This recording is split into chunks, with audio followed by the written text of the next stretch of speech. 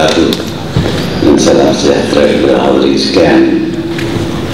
Yang amat hormat Datuk Seri Diraja Dr. Zamri bin Abdul Kadir Menteri Besar Perak dan isteri Datuk Seri Sarifah Zulkifli, yang berhormat Datuk R.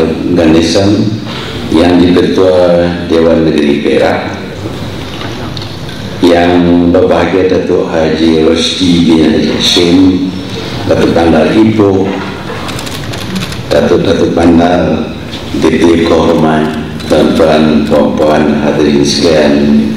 Lebih dahulu saya ucap banyak terima kasih kepada pihak Datuk Bandar Ipoh yang telah sudi jemput saya untuk menyampaikan ceramah bertajuk transformasi PBT melangkah ke hadapan. Apa kata Tun?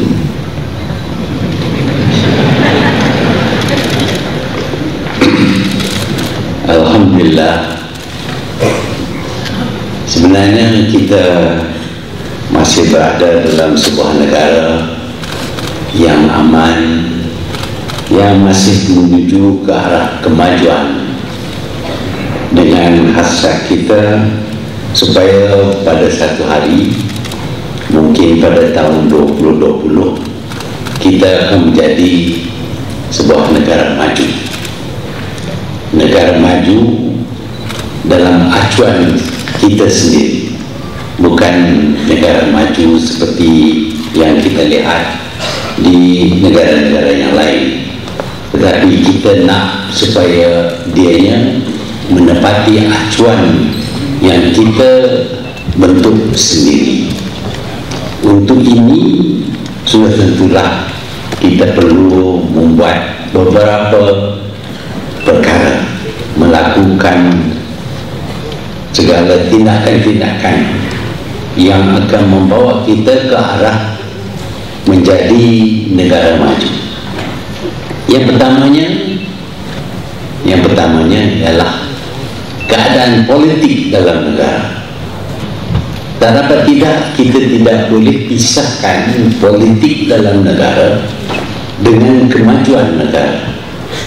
Kita telah lihat beberapa negara lain yang politik mereka begitu tidak menentu sehingga tidak ada kestabilan, dan oleh kerana tidak ada kestabilan, maka usaha untuk memajukan negara tidak dapat dilakukan. Sama ada negara itu demokratik ataupun tidak, itu adalah soal lain. Tetapi yang utama ialah politik negara itu mestilah membawa kepada kestabilan. Ramai yang terdapat negara-negara yang kaya daripada sumber alamnya, yang mempunyai ramai cerdik pandai, yang mempunyai potensi yang cukup tinggi, tetapi oleh kerana politik mereka tidak begitu baik, selalunya mencetus keadaan tidak menentu, maka mereka tidak dapat merancang dan sesuatu tidak dapat laksanakan segala-gala yang diperlukan untuk memajukan negara. Justru itu kita harus mengambil iktibar daripada apa yang berlaku di negara-negara yang lain berbanding dengan negara kita sendiri. Saya yakin ramai daripada kita yang pergi ke negara-negara yang lain dapat melihat keadaan di sana, dan mungkin juga dapat mendengar mereka memberi pandangan yang baik terhadap negara kita. Bahkan mereka menganggap Malaysia ini sebagai sebuah negara yang cukup maju. Bahkan ada yang anggap Malaysia sudah pun menjadi sebuah negara maju. Di mana-mana juga kita pergi, ada orang yang menyebutkan kemajuan yang tercapai di Malaysia ini. Saya baru saja balik daripada India menghadiri satu seminar, satu summit, Leaders Summit di Delhi, dan sekali lagi saya mendengar mereka memuji Malaysia kerana telah berjaya membangun negara yang asalnya bergantung hanya kepada getah dan biji timah, kepada sebuah negara industri yang canggih dan mendapat pendapatan per kapita yang cukup tinggi. Ini pendapat orang asing, tapi kita mungkin tak ternampak itu. Ini masalahnya, kalau kita terlalu dekat dengan sesuatu, kita tak nampak benda yang terlalu dekat. Katalah kita mendekatkan diri kita dengan seekor gajah. Kita duduk berdiri cuma 5 inci daripada gajah itu. Tak nampak gajah, yang nampak kulit dia gajah. Jadi bila orang tanya apakah bentuk gajah itu, ialah dia seperti kulit lembu tapi kasar sikit. Pasal kita tak nampak gajah. Tapi kalau kita undur ke belakang jauh sedikit, kita nampak gajah sepenuhnya. Dan apabila ditanya apakah jenis binatang ini, kita boleh bagi deskripsi yang menepati bentuk gajah itu sendiri. Sebab itu kadang-kadang bila kita ada dalam negara kita dan kita melihat keadaan dalam negara kita, kita tidak begitu nampak kebaikan yang terdapat dalam negara kita, kemajuan yang terdapat dalam negara kita.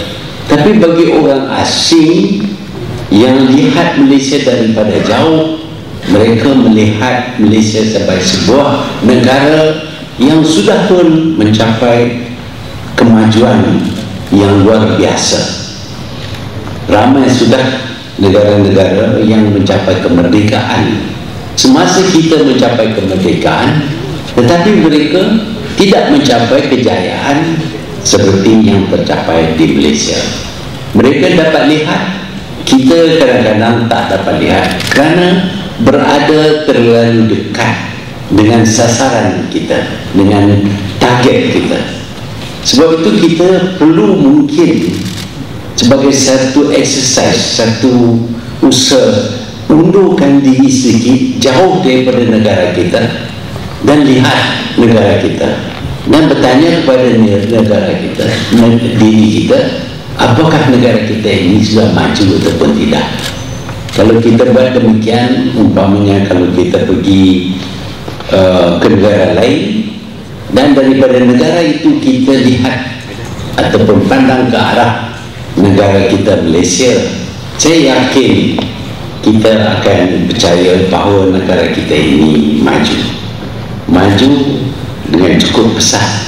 Dan kemajuan ini tercapai kerana sejak kita merdeka, kita sebenarnya dapat menentukan negara kita ini aman damai. Saya akui pada tahun 1969 berlaku rusuhan kaum. Biasanya apabila rusuhan kaum seperti itu berlaku, sukar bagi kita menenangkan negara, menenangkan keadaan dan kembali kepada keadaan yang stabil dan baik. Tetapi dalam jangka masa hanya 2 tahun, kita dapat menghentikan segala rusuhan dan kita kembali menjadi sebuah negara yang aman dan stabil, dan kita teruskan dengan usaha untuk membangunkan negara kita. Ini adalah satu pencapaian yang kita tidak menghargai. Sebaliknya, di kebanyakan negara-negara di mana terdapat kaum-kaum yang berlainan ataupun kelainan daripada segi agama sahaja, mereka apabila berlaku rusuhan antara mereka, mereka tidak dapat menghentikan rusuhan itu sehingga berpuluh-puluh tahun. Ini terdapat di negara-negara, bukan saja negara membangun, tetapi negara yang maju seperti Ireland juga dia yang berlaku dan mengambil masa yang panjang. Sebaliknya dalam jangka masa 2 tahun, pemimpin-pemimpin kita dengan pikiran yang waras kembali untuk bekerjasama antara kaum, pemimpin-pemimpin kaum bekerjasama dan menentukan rusuhan ini ditamatkan, dan kita tentukan kestabilan negara, keamanan dalam negara, dan meneruskan pembangunan negara kita. Sebab itu saya kata sejak kita merdeka sebenarnya negara kita ini adalah aman. Walaupun ramai yang berkata bahawa negara berbilang kaum seperti Malaysia ini tak mungkin aman. Ramai yang berkata apabila negara Malaysia ini merdeka, maka orang Melayu umpamanya akan rebut kuasa, ambil kuasa semuanya untuk mereka dan akan merampas harta kaum-kaum yang lain. Tetapi ini tidak berlaku di negara kita. Sebenarnya dia berlaku di banyak negara-negara yang mencapai kemerdekaan bersama dengan kita, sehingga terpaksa kaum-kaum yang lain yang tinggal di negara-negara berkenaan melarikan diri daripada negara itu. Tetapi di Malaysia ini tidak berlaku. Kita terus adakan kerjasama antara kaum supaya negara kita ini terus aman dan stabil dan dapat dibangunkan. Saya ulangi perkara ini dengan kerana kadang-kadang kita ini mudah lupa. Saya biasa berkata orang Melayu mudah lupa. Sekarang saya nak kata orang Malaysia mudah lupa. You have forgotten. So soon, baru 50 tahun, bukan lama. Kita berjaya mengamankan negara kita ini selama lebih daripada 50 tahun sejak kita merdeka. Dan dalam masa itu, oleh kerana negara kita ini aman, kita dapat bangunkan negara kita ini. Pembangunan negara kita ini begitu tinggi sehingga ramai yang berkata, seperti saya kata ulangi tadi, itu kita sudah jadi negara maju. Ya, memang ada yang berpendapat mereka tertinggal, tidak menikmati segala nikmat yang ada dalam negara kita ini. Tetapi umumnya negara kita, kerana dia yang bangun dengan besar, maka bahagian-bahagian, the shares of all the different races memang ada, baik bagi orang Melayu, bagi orang Cina, bagi orang India. Kita dapat, ada yang tak dapat, tapi umumnya negara kita ini aman dan bangun dengan besar. Semua daripada kita mendapat nikmat daripada kejayaan ini. Sebab itu apabila sesuatu itu berjalan dengan baik, kita tidak harus membetulkannya terlalu cepat. Don't fix something that is working well, kata Mak Saleh. Benda itu berjalan baik, kita tak usahlah tukar-tukar banyak-banyak sangat.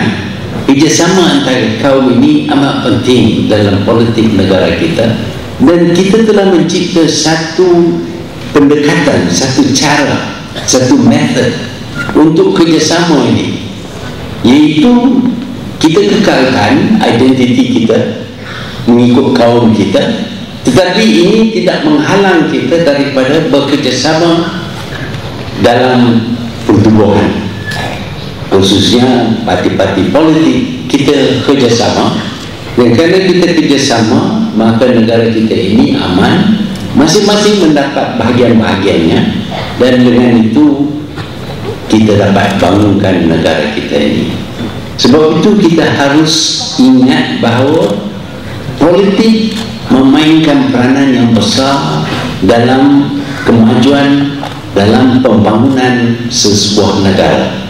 Kalau politik tidak menentu, kalau terdapat persisian paham, kerusuhan, demonstrasi sepanjang masa, maka negara tak mungkin dimajukan. Untuk kemajuan kita tahu, kita perlu kepada pelaburan daripada punca dalam negeri dan daripada luar negeri. Apakah pelabur ini melabur kalau dianya tidak dapat menentukan pulangan daripada pelaburan mereka, sama ada daripada dalam negeri atau luar negeri? Mereka ingin melabur hanya kalau terdapat pulangan, returns daripada pelaburan mereka, dan returns ini akan tercapai, akan tercapai kalau keadaan stabil dalam sesebuah negara. Alhamdulillah, kerana dasar-dasar kerjasama antara kaum dalam Malaysia ini, negara ini stabil dan pelabur asing telah mendapat banyak pulangan daripada pelaburan mereka. Mereka lah yang memperkenalkan industri ke dalam negara kita, dan sekarang ini kita dapati pelabur tempatan juga mempunyai kebolehan untuk mengadakan industri secara besar-besaran, dan mereka dapat menyumbang kepada pembangunan negara kita ini. Apa perlunya pelaburan? Tanpa pelaburan, bukan saja tidak ada pertumbuhan ekonomi, tetapi yang lebih utama ialah mewujudkan peluang pekerjaan. Ramai yang tidak ingat, semasa kita mencapai kemerdekaan, ramai daripada rakyat negara kita ini tidak mempunyai punca pendapatan, tidak ada kerja dan tidak ada harta. Pada mulanya kerajaan mengadakan skim-skim Felda, memberi tanah kepada yang tidak mempunyai tanah. Tetapi setakat mana kita boleh memberi tanah? Tak ada tanah begitu luas dalam negara kita. Dengan itu kita beralih kepada industri. Kita harus ingat bahawa dalam 1 ekar tanah ataupun 1 hektar tanah tidak mencukupi untuk menyara hidup seorang petani. 1 ekar tanah ataupun 1 hektar tanah tak mencukupi untuk menyara hidup seorang petani. Sebaliknya, dalam 1 ekar tanah, kalau diadakan industri, dia memberi peluang pekerjaan kepada 500 orang. Jelas sekali bahawa penggunaan tanah untuk industri lebih menguntungkan daripada penggunaan tanah untuk pertanian. Sebab itu kita beralih kepada industri supaya rakyat kita mendapat pekerjaan. Dan demikianlah kejayanya usaha kita untuk mewujudkan peluang-peluang pekerjaan sehingga ramai kita tidak mencukupi pekerja kita. Sebaliknya, orang asing datang menumpang di negara kita kerana kita wujudkan begitu banyak peluang pekerjaan. Ini kita sekarang ini kita anggap ini sebagai perkara biasa. Memanglah tanggungjawab kerajaan untuk membuat sesuatu untuk kebaikan rakyat, mewujudkan peluang-peluang pekerjaan. Sekarang ini kita sedang lihat apa yang sedang berlaku di negara-negara Arab. Negara-negara Arab ini ada yang kaya, ada yang tak begitu kaya, tetapi mereka mempunyai pemerintahan kuku besi, authoritarian rulers, yang tidak mengambil peduli tentang nasib rakyat. Rakyat tidak ada kerja, miskin, yang berkelulusan tinggi pun tak ada kerja. Lama kelamaan mereka timbul perasaan benci kepada kerajaan dan mereka bangkit untuk menjatuhkan kerajaan. Sebab mereka dhaif, miskin, tidak ada pekerjaan. Tetapi di Malaysia ini tidak ada sesiapa yang harus menganggur kalau dia sanggup bekerja, karena peluang pekerjaan itu begitu banyak sehingga kita terpaksa terima orang asing untuk bekerja di negara kita. Jadi semua rancangan ini dibuat supaya nikmatnya dirasai oleh seluruh rakyat, ya, yang berkelayakan tinggi dapat jawatan tinggi, gaji tinggi, yang berkelayakan rendah dapat kerja tapi tentulah pendapatan mereka kurang. Jadi inilah progres yang kita lihat sejak kita merdeka. Tetapi kita mempunyai cita-cita besar. Kita nak jadi sebuah negara maju, dan untuk menjadi sebuah negara maju ini tiap seorang daripada kita mempunyai peranan. Sekarang kita ingin bercakap berkaitan dengan PBT. Apakah yang harus dibuat oleh PBT? Tetapi bukan saja PBT, kerajaan keseluruhannya, kerajaan negeri, pihak berkuasa tempatan, orang perseorangan pun mempunyai peranan untuk memajukan dirinya supaya sumbangannya kepada negara meningkat, dan dapatlah kita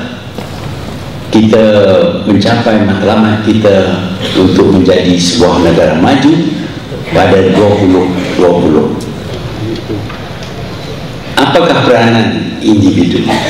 Tiap seorang individu perlu menguasai ilmu, perlu menguasai kecekapan, kebolehan kerja tangan umpamanya, perlu meningkatkan ilmu yang ada kepada mereka, kecekapan yang ada kepada mereka. Tiap seorang daripada rakyat Malaysia. Sebab kalau kebolehannya lebih, maka produktivitinya juga akan lebih. Dia akan menyumbang kepada saraan pada dirinya dan juga kepada rakyat. Tiap seorang daripada kita akan menyumbang kepada kehidupan yang lebih baik kepada semua orang lain. Sebab kalau kita mempunyai wang dan kita tentu akan belanja, tiap kali kita belanja ada saja seorang lain yang dapat manfaat. Sudah tentu kalau kita mendapat pendapatan yang lebih tinggi, belanja kita juga lebih tinggi, dan lebih ramai orang yang dapat nikmat daripada pembelian barang-barang atau khidmat yang dilakukan oleh tiap seorang daripada kita. Orang itu memainkan peranan yang penting dalam memajukan negara. Walaupun kita kerja sebagai buruh kasar ataupun kita kerja sebagai pegawai pentadbir, kita selalunya perlu meningkatkan keupayaan kita supaya produktiviti kita, hasil daripada kerja kita itu meningkat sepanjang masa. Sekarang ini kerajaan nak melihat supaya kita menjadi satu negara yang mana pendapatan kita lebih tinggi, high income economy. High income economy tidak datang dengan bergolek. Saya khawatir bila kerajaan cakap berkenaan dengan high income, masing-masing itu tunggu high income nak datang. Mana kita naik gaji lah, tinggikan upah. High income bukan bermakna naik gaji, tinggikan upah saja. High income bermakna produktiviti kita meningkat. Kerana produktiviti kita meningkat, barulah sampai income itu meningkat.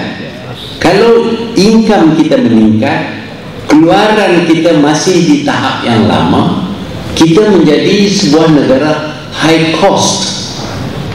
Semua harga barang naik, tetapi kita tak dapat memajukan negara kita kerana belanja wang yang kita terima itu kita boleh beli barang yang sama seperti masa kita dapat gaji yang rendah. Sebab itu high income mesti datang bersama dengan high productivity. Tidak kira di peringkat mana, bagi orang seorang individu, pekerja buruh kasar pun, ataupun pekerja sebagai kerani dalam pejabat, ataupun ketua pejabat, ataupun datuk bandar, produktivitinya mestilah ditingkatkan supaya dia jika dibayar gaji yang lebih, kos tidak meningkat kerana keluaran dia lebih banyak. Umpamanya kalau hari ini seseorang buat kerja keluar satu barang, katalah pensel, dia keluar biasanya pada satu hari 10 batang pensel, gaji dia 200-300 sebulan. Dia nak gaji lebih 400-500, tapi keluar masih 10 batang pensel. Apa makna? Harga pensel naik. Harga pensel naik. Jadi kalau kita dapat gaji lebih pun, tetapi harga pensel dah naik, beli banyak itu juga. Sebab itu apabila kita bercakap berkenaan dengan high income, dia mesti disusuli dengan high productivity, iaitu kita tiap seorang daripada kita mestilah berusaha untuk mengeluarkan, memberi khidmat, bekerja lebih daripada dulu. Bukan bermakna bekerja lebih lama, tetapi productivity kita lebih daripada dulu. Sebab itu kita lihat negara-negara maju, mereka mendapat pendapatan yang lebih kerana mereka bekerja dengan menggunakan akal fikiran mereka. Kalau dulu untuk membuat sebuah kereta umpamanya, satu orang cuba buat kereta itu dengan seorang diri, dialah nak buat roda, dialah nak buat enjin, dialah nak buat badan kereta, dialah nak buat seat kereta. Fikirkan hasilnya. Tentu hasilnya tidak, satu kereta mungkin mengambil masa 2 tahun, 3 tahun. Bermakna dia mesti dibayar gaji untuk 3 tahun kerana dia bekerja mengeluarkan kereta itu dalam jangka masa 3 tahun. Tetapi apabila dicipta mass production oleh Henry Ford mencipta mass production, satu orang buat satu saja kerja, iaitu dia cuma pasang pintu saja ataupun dia skru saja, tak ada buat kerja lain. Jadi banyak orang bekerja, hasilnya ialah begitu banyak kereta dikeluarkan, dan oleh kerana bekalan itu banyak, maka harga menjadi rendah dan ramai yang boleh dapat nikmat memiliki sebuah kereta. Itu pendekatan yang menggunakan akal fikiran. Demikian juga dalam tiap satu kerja yang kita buat, kita boleh bekerja lebih kuat, ataupun kita betulkan cara kita bekerja supaya dia memberi hasil yang lebih baik. Kalau kita nak ada transformasi, kita nak tentukan transformasi itu akan menghasilkan keluaran ataupun khidmat yang lebih tinggi daripada dahulu, tanpa kita menggunakan tenaga sangat, tetapi menggunakan akal fikiran, cara bekerja.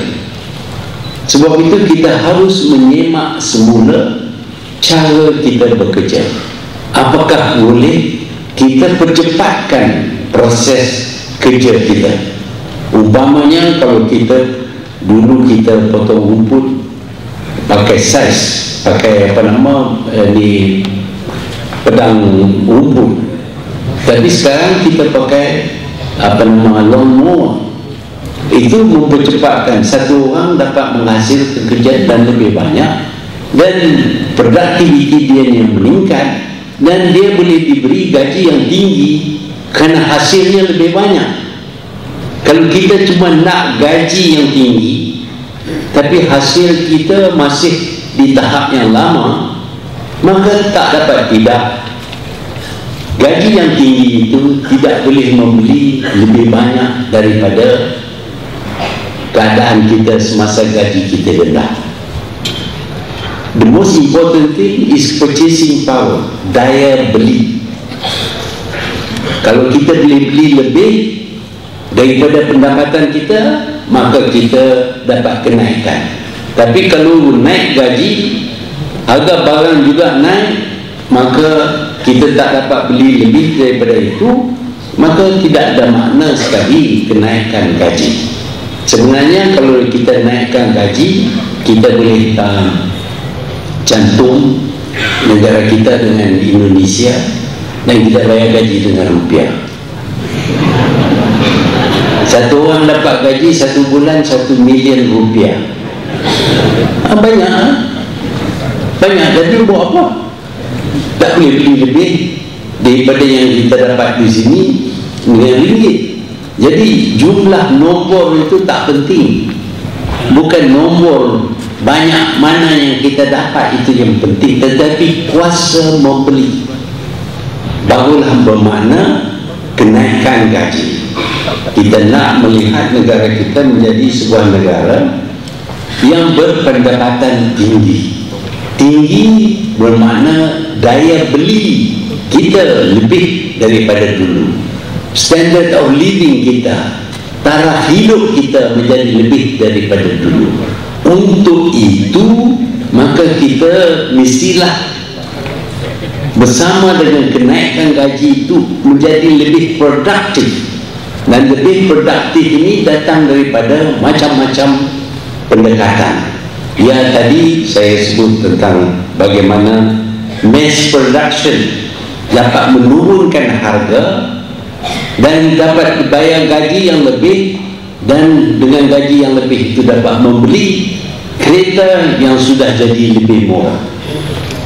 Demikian juga dengan lain-lain kerja yang kita lakukan. Kalau kita dapat mengeluarkan barangan dengan lebih dengan usaha kita, dengan pendekatan dan cara kita bekerja, maka kita akan jadi lebih kaya daripada dahulu, iaitu pendapatan kita meningkat, daya beli kita juga meningkat. Itulah bermakna kelebihan pendapatan. Jika tidak, kalau kenaikan gaji 10%, inflasi juga 10%, tak ada mana sama sekali. Jadi bagaimanakah kita boleh meningkatkan daya pengeluaran kita? Kita harus semak apa yang kita lakukan. Umpamanya dalam pejabat, katalah proses untuk mengeluarkan lesen penjajah umpamanya. Kalau kita semak tengok berapa orang yang terlibat untuk mengeluarkan lesen penjajah. Saya tak tahu, saya tak pernah kerja dalam bandaraya, tapi saya yakin kita boleh pendekkan proses itu. Pendekkan. Di masa zaman purba dulu, masa saya jadi Perdana Menteri dulu, lama dah zaman purba, kadang-kadang kita pun lupa dah, saya pun kadang-kadang lupa. Kita cuba untuk mengorangkan proses meluluskan sesuatu dengan kita mengadakan apa yang dikenali sebagai workflow chart. Workflow chart bermakna apakah kerja-kerja yang harus dilakukan sebelum sesuatu kerja itu mencapai matlamatnya. Umpamanya kalau seseorang meminta untuk mendirikan satu hotel, sebenarnya untuk mengadakan sebuah hotel kita perlu 200 permit, macam-macam permit ada, semua jabatan terlibat, bukan main susah nak dapat. Dengan itu pembangunan terlewat. Tetapi kita boleh kurangkan proses ini. Ada proses yang tak begitu penting, kita ketepikan. Ada proses yang tidak perlu dilakukan oleh 3-4 orang, tapi 1 orang saja boleh lakukan. Jadi kita pendekkan workflow chart itu. Apabila kita pendekkan workflow chart, maka kerja untuk meluluskan sesuatu itu tidak begitu rumit dan dianya dapat dipercepatkan. Sudah tentu kalau kita nak bangunkan sebuah hotel, kalau permit saja mengambil masa 2 tahun, dalam jangka masa 2 tahun inflasi berlaku, sudah tentu setelah mendapat permit 2 tahun kemudian harga dah berbeza, tidak seperti harga yang kita jangka pada mulanya. Sudah proses itu amat penting. Kalau kita nak menjayakan negara kita ini, kita kena kurangkan birokratik proses. Betulkah kita perlu kepada kelulusan ini? Banyak sangat kadang-kadang proses birokrasi. Jadi ini boleh dikurangkan. Demikian juga pekerja yang di peringkat bawah, mereka juga boleh menambahkan hasil kerja mereka dalam jangka masa yang pendek. Dengan itu apabila diberi gaji yang lebih, mereka tidak terpaksa menggunakan gaji itu dalam membayar kos barangan yang sudah meningkat kerana inflasi. Jadi semua ini kita harus tahu, bukan saja pegawai harus tahu, tetapi rakyat Malaysia. Rakyat Malaysia tahu apa caranya untuk meningkatkan pendapatan tanpa meningkatkan kos. Biasanya bila kita bagi gaji lebih, kos tentu naik, tapi dia janganlah naik sehingga sama dengan kenaikan gaji. Kalau gaji kita naik 10%, tetapi barangan juga naik 100%, kita tak dapat apa-apa. Tapi kalau gaji kita naik 10%, barangan naik hanya 3%, kita dapat keuntungan sebanyak 3%. Ini mesti dipahami oleh rakyat, kerana negara kita adalah negara demokratik, yang mana rakyat yang akan menentukan siapa yang akan menjadi kerajaan. Tapi kalau rakyat semata-mata menuntut tanpa mengambil kira kesan daripada tuntutan mereka, maka sudah tentu negara kita ini tidak dapat dijayakan. Sekarang ini kita telah baca dalam surat khabar berkenaan dengan negara Greece. Negara Greece bankrupt.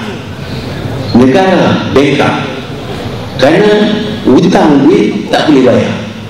Siapa pun kalau hutang duit tak boleh bayar, bankrupt.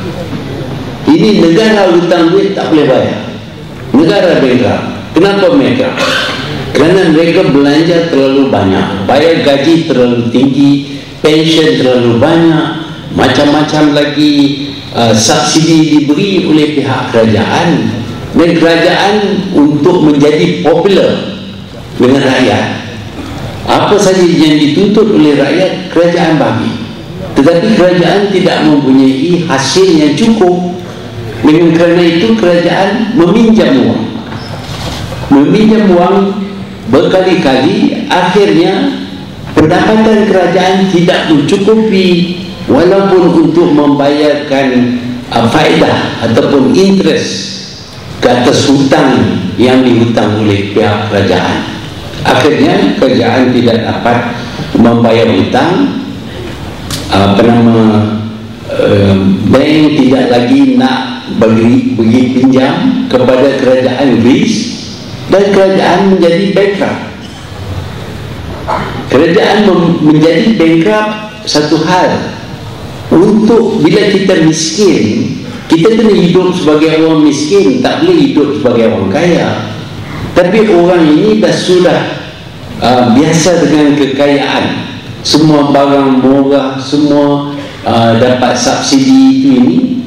Mereka tidak bersetuju kalau dikurangkan subsidi ataupun diturunkan gaji. Mereka mengadakan tunjuk perasaan. Kita lihat di Greece, mereka mengadakan tunjuk perasaan yang ganas. Dengan itu pelabur tidak datang untuk melabur. Sebenarnya Greece sekarang ini nak dijual. Dan sebenarnya semua sekali nak jual. Lapangan terbang nak jual, stesen kereta api nak jual, kereta api nak jual, pelabuhan nak jual. Saya tengok list ni dibagi kepada saya. Apakah syarikat Malaysia ingin membeli? Kerana ada bankrupt. Kita pun perlu kena bankrupt, kita buat apa? Harta kita jual kan? Kalau ada bankrupt, kalau naik ni tak ada duit pendapatan, kita jual barang. Macam ni Greece dia nak jual negeri dia, itu sudah jadi. Tetapi rakyatnya tidak faham. Dia kata kenapa nak turun gaji, kenapa nak kurangkan pension. Yalah, lepas itu memberontak lagi. Keadaan kucak-kacir dalam negara bermakna negara tidak dapat dibangun, tidak ada pelaburan. Bila tidak ada pelaburan, tidak ada peluang kerja. Sedangkan yang sudah bekerja terpaksa dihentikan kerja. Jadi bila rakyat tidak faham tentang keadaan negara, sedikit sebanyak, bukanlah jadi pakar dalam bidang ekonomi. Saya pun bukan belajar ekonomi, saya belajar jadi doktor.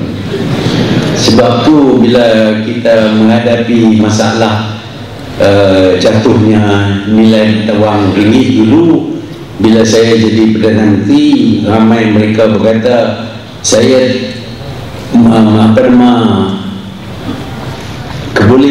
kebolehan saya dalam bidang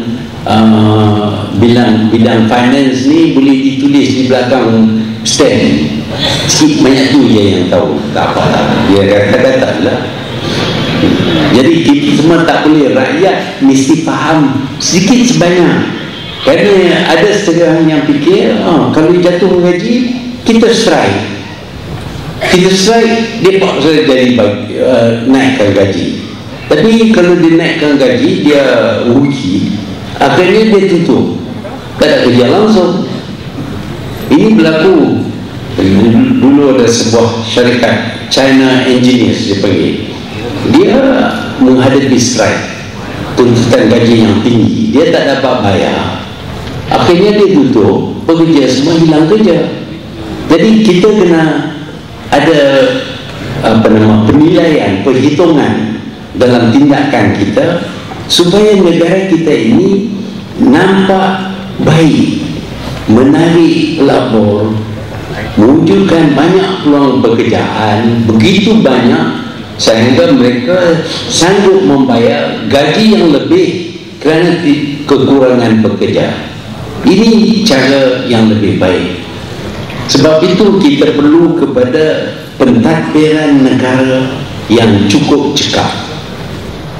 Cekap bermakna mereka tahu mengurus kewangan negara, pembangunan negara dan segala-galanya yang berkaitan dengan administration, pemerintahan.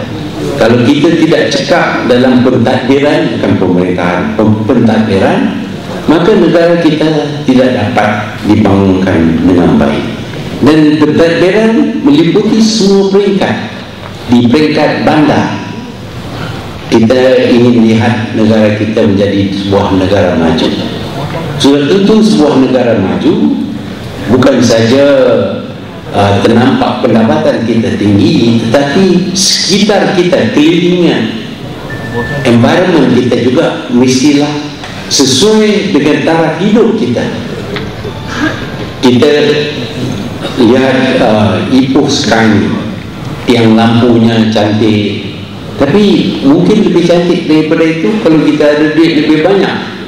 Jadi kita kena bayar cukai kita, dan Dewan Bandaraya akan ada wang yang cukup untuk memperbaiki kemudahan-kemudahan awam.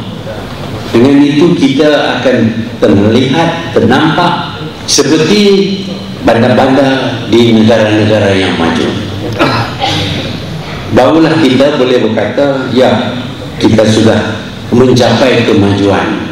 Tidak ada makna mencapai kemajuan kalau kita hidup dalam sekitar yang bukan saja tidak indah, tetapi yang buruk, yang kotor, yang tidak begitu menarik bagi sebuah negara yang sudah maju.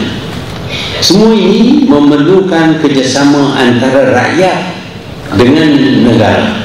Alhamdulillah, selama kita merdeka ini, negara kita aman, dan rakyat menentukan pentadbiran yang berkemampuan. Pentadbiran yang ada di dalam negara kita ini tentulah baik, kalau tidak tak mungkin kita maju. Ya, kadang-kadang ada pentadbiran yang gagal. Kalau gagal, kita tidak beri sokongan. Tetapi saya yakin bahawa pihak yang mentadbir ingin dikekalkan, walaupun yang bekerja sebagai permanent mereka tidak akan ditukar, tetapi pemimpin-pemimpin yang dipilih oleh rakyat mungkin bertukar.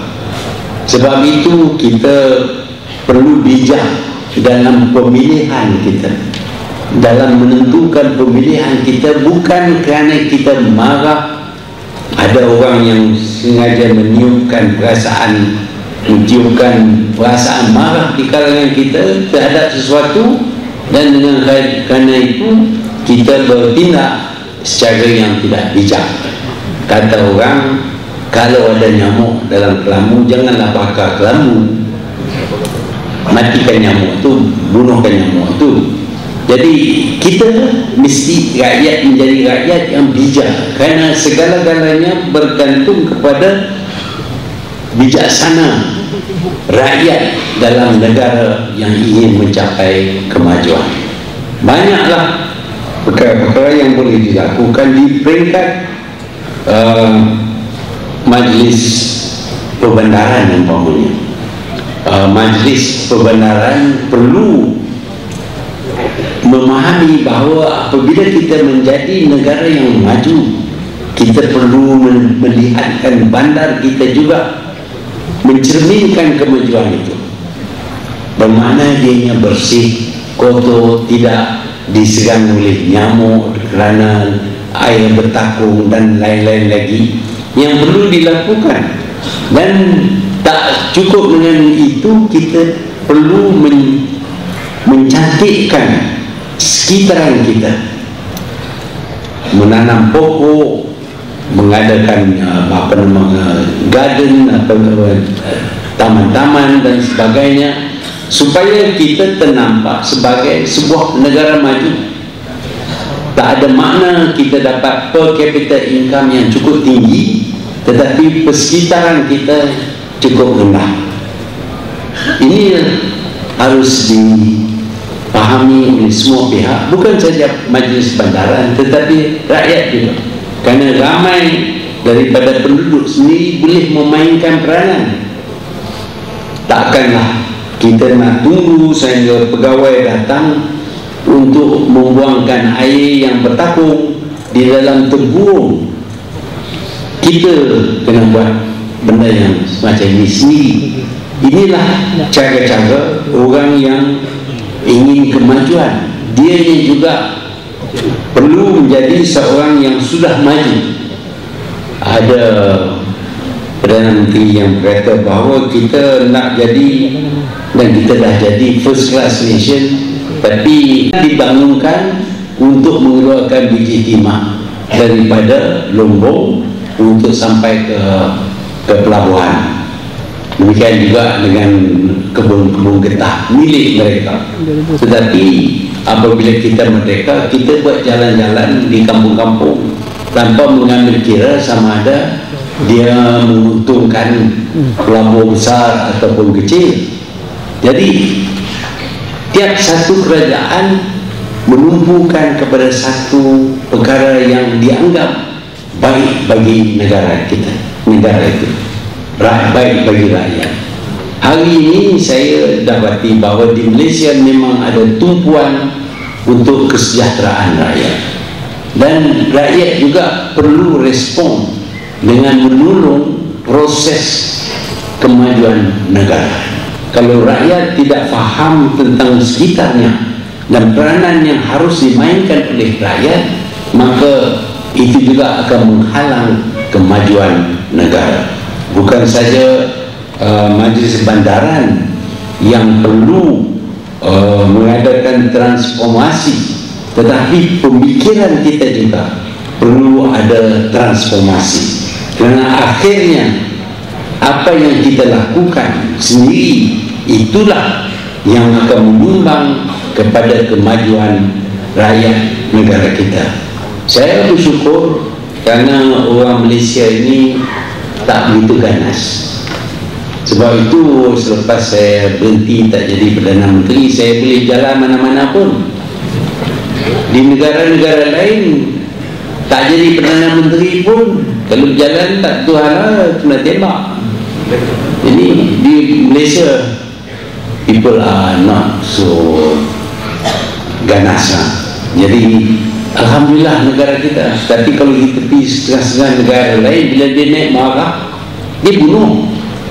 Kita tak bunuh, kita cuma ada verbal assassination. Kita kata macam-macam saja, taklah sampai nak bunuh. Jadi tak apalah juga, kita tak begitu buruk.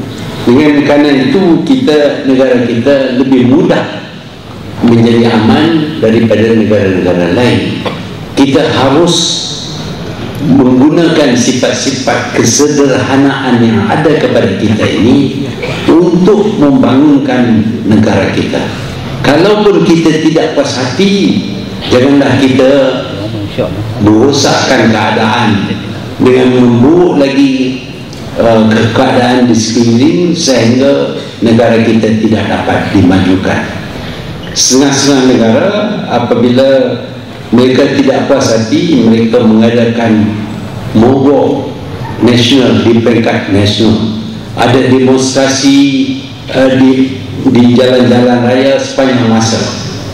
Dengan itu tidak ada pelaburan. Tak ada pelaburan, maka tidak dapat, negara tidak dapat dibangunkan, peluang pekerjaan akan berkurangan, dan akhirnya rakyat sendiri yang akan menderita. Tapi di Malaysia ini alhamdulillah, kita kadang-kadang ada juga mogok, kadang-kadang kita ada bersih ke, kotor ke, apa yang mana-mana pilih lah. Kita boleh, saya tak tahu siapa orang ada tunjuk perasaan pasal bersih. Kalau bersih okey tak? Jadi banyak benda yang kita lihat di negara lain yang merosakkan iklim negara mereka, tapi tidak terdapat di dalam negara kita. Saya harap tabiat orang lain ni tak payahlah kita tiru. Tak payahlah kita tiru tabiat yang buruk yang datang daripada luar negara. Bukan saja daripada negara membangun, negara yang maju pun kita tak harus tiru semua yang mereka lakukan. Saya tengok kadang-kadang di negara maju, mereka conteng semua dinding semua conteng dengan macam-macam. Tak tahulah itu satu kebaikan ataupun keburukan. Tapi alhamdulillah di Malaysia ni, walaupun ada juga yang nak tiru, tapi tak semua yang taklah seteruk seperti yang terdapat di setengah-setengah negara maju. Jadi kalau kita nak belajar daripada orang, belajar yang baik, jangan belajar benda yang tak baik. Sebab itu kita mempunyai dasar pandang ke timur umpamanya. Kita lihat bagaimana Jepun, Korea, China sekarang ini begitu maju, dan kita harus tiru cara-cara mereka untuk memajukan negara mereka. Sekarang ini Jepun menghadapi masalah, dah 10 tahun dah menghadapi masalah, dan orang Jepun bertanya kepada saya, apakah Malaysia masih pandang ke timur? Saya kata ya, kami masih pandang ke timur, tapi kami tak maju lagi. Ialah nak tahu kenapa kamu tak maju, apa kesalahan kamu, kami belajar juga. Kami masih pandang ke timur untuk bukan nak belajar yang baik saja, nak tahu apa yang tak baik yang kamu lakukan supaya kami tidak lakukan perkara yang sama. Jadi kita kena bijak dalam meniru sesuatu. Memang kita tiru macam-macam, tapi tirulah yang baik, tak payahlah tiru yang buruk. Kalau mereka ada masalah, mereka melaksanakan sesuatu yang hanya memburukkan negara mereka, biarlah itu menjadi amalan mereka dan bukan amalan kita. Seterusnya, kita ingin mentransformasikan negara kita untuk menjadi sebuah negara maju menjelang tahun 2020.